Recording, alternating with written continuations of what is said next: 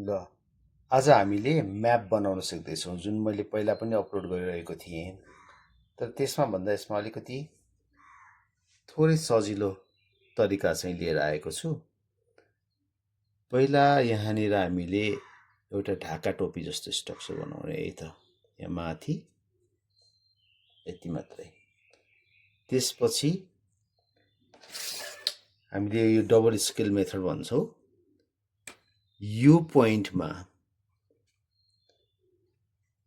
8 सेन्टिमिटरको यो 8 अङ्क राखेपछि यो माथिको लाइनमा यो 1 जहाँ हुन्छ नि, यो सुरुको नम्बर 0, यो 0 नम्बर जहाँनिर आउँछ त्यहाँनिर हामीले मार्क गर्ने है त। यहाँ 8 हुनु पर्यो, यहाँ 0 हुनु पर्यो। त्यसपछि हामीले 0बाट 0.5, 3.5, 4.5, 5.5, 6.5 सजिलो छ नम्बर हैन। 1.5, त्यसपछि 3.5, 4.5, 5.5, 6.5 यति गरेपछि यो पहिला यो हामीलाई यसरी जोडिदिने। यसलाई चाहिँ के हुन्छ त्यसपछि एकचोटि हेरौँ यो पोइन्टहरू राम्ररी हेरौँ हैन। 0 to 1.5, 3.5, 4.5, 5.5, 6.5 अनि यो 6.5 बाट सिधा यो लाइनमा यसरी मार्क गरौँ। नेपालको म्यापमा सबैभन्दा गाह्रो यो स्लोप नै यही हो। यति जानेपछि अरु त सबै यसरी सिधा जोडे पनि हामीले सेप निकाल्न सक्छौँ। अब यहाँबाट यसरी छड्के लाने हैन कि यहाँबाट सिधा लगेर यसरी छुने है। यो अलिक सानो हुन्छ। यहाँबाट यहाँ यसरी जाउँ, यो गणेश हिमालको पार्ट भइहाल्यो। त्यसपछि यहाँबाट हामीले बीचबाट यसरी नगाएर यो चाहिँ लाङटाङको एरिया अनि तल यो लगभग यो लाइनमा छुने गरी ल्याएर यस्तो यो डटलाई नगाएर है त, थोरै जुम गरेर हेरौँ। यो डटलाई थोरै नगाएर यसरी यहाँबाट ल्याउने अनि यहाँ एम को चिन्ह बनाउने है त। एम जस्तो थोरै यहाँ ओह्रालो आउँछ, सम्म आउँछ, फेरि उकालो आउँछ। ल यसरी जाउँ।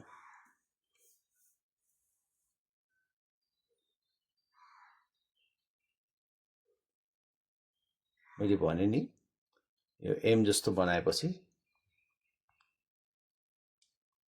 यहाँ ओह्रालो आउँछ, सम्म आउँछ अनि उकालो आउँछ है त। त्यसपछि यसरी यहाँबाट यहाँ जति ग्याप छ नि, यहाँबाट यहाँ पनि त्यति नै gap छोडिदिने।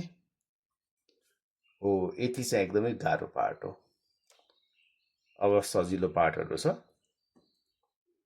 We can do it easily. यो ओह्रालो भएको ठाउँमा यहाँ यस्तो बनाइदिने। यो चाहिँ कोसीको एरिया हो, अलिकति चुच्चो बनाइदिने। पछि यसलाई हल्का मिलाउन सकिन्छ।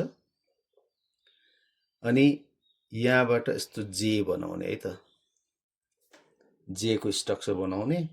अनि यहाँबाट यहाँ चाहिँ 4 सेन्टिमिटर नापेर लगभग यहाँनिर 4 सेन्टिमिटर हुन्छ। अनि यस्तो माथि गर्दै यो पोइन्टमा पुर्याउने। अनि यो चुच्चो पार्ट चाहिँ यो ठ्याक्कै यहाँबाट यहाँ ट्रायङ्गल बनाइदिने। अलिकति सिधा ट्रायङ्गल, थोरै घुमाएर ट्रायङ्गल बनाइदिने। अनि यहाँ चाहिँ फेरि एउटा सानो ट्रायङ्गल बनाइदिने छड्के है त। यो पनि सजिलो छ।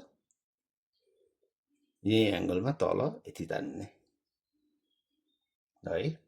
अब यहाँबाट यहाँको नम्बर याद गर्ने, डबल स्केल मेथड भन्छ। यो ढाका टोपी बनाउने, सिधा यो ड्र गरेर जोइन मात्रै गर्ने हो। यहाँनिर एम बनाएर यस्तो बनाउने। यो चाहिँ जुन पार्टहरू छ नि, यो लाङटाङ एरिया चाहिँ यो यसलाई बिचमा पार्ने यो पोइन्टलाई। अनि तल ल्याएर गौरी शङ्करको पार्टबाट थोरै यहाँ यस्तो चिन्ह हुन्छ, यसलाई पछि मिलाउन सकिन्छ। त्यसपछि यहाँ त्यस्तो धेरै चुच्चो चाहिँ हुँदैन, यो यस्तो मिलाउने अनि बनाउँदा हुन्छ है। अब के गर्ने, यहाँबाट हेर्ने एउटा, यहाँबाट यहाँसम्म एउटा एङ्गल हुन्छ, यहाँबाट यहाँ एउटा एङ्गल हुन्छ। यो पार्टमा आउनुहोस्, यहाँ अलिकति यहाँबाट थोरै तल, बिचभन्दा थोरै माथि, आधाको लगभग आधातिर होइन, यहाँनिर आएपछि यसरी जोइन गर्ने।